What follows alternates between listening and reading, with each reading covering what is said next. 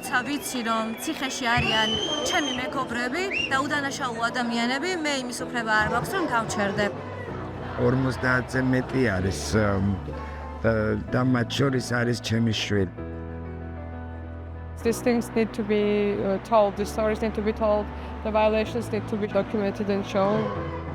I think we are fighting the existential fight right now. It's whether we will remain and be democracy or we will turn into authoritarianism.